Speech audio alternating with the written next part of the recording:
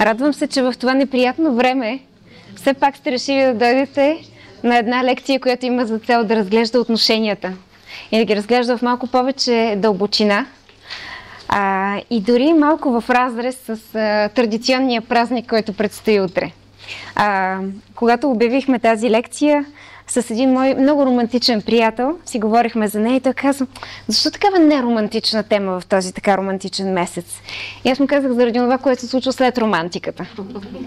Защото ние всички много се съсредоточаваме обикновено през месец февруари над любовното и над красивото и над розите и свещите и над цялата илюзия, която се създава в момента, в който срещнем някой напълно непознат.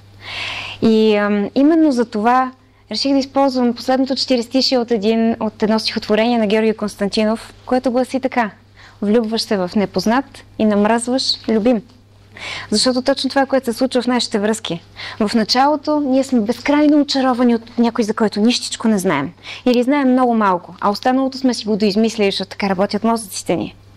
И в хода на събитията, с течение на години, ние в един момент се разделяме с някой, с който сме споделили много мигове и с който сме имали много люти схватки. И накрая намразваме онзи, който е бил до нас през всички тези години. Помислете си колко много хора се разделят с горчивина, с обида, с болка, не си говорят или когато говорят за своя бивш партньор, го правят с най-черните думи, които се сетите, или пък в съвсем един съвременен план, начинът, по който се отнасят, е по-духовно.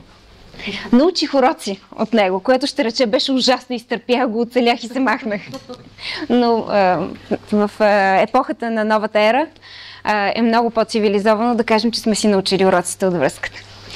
Така че целта на тази лекция е да надникнем отвъд красотата на романтиката, която безспорно я има. Безспорно съществуват онези прелесни мигове, в които срещаме някой, това е незабравимо и остава отпечатък върху целия ни живот и ни храни години наред.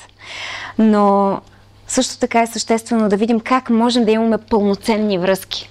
И красотата на Human Design всъщност е именно в това, че може да ни даде подсказка, да ни даде начин да можем да разглеждаме връзките в дълбочина, така че да минем отвъд илюзията и когато срещнем съществото, в което сме се влюбили, да видим отвъд този непознат и да видим някой, който е очарователен, интересен, странен, владяващ с неговите особености и въпреки това можем да имаме качествена връзка с него, защото това е възможно.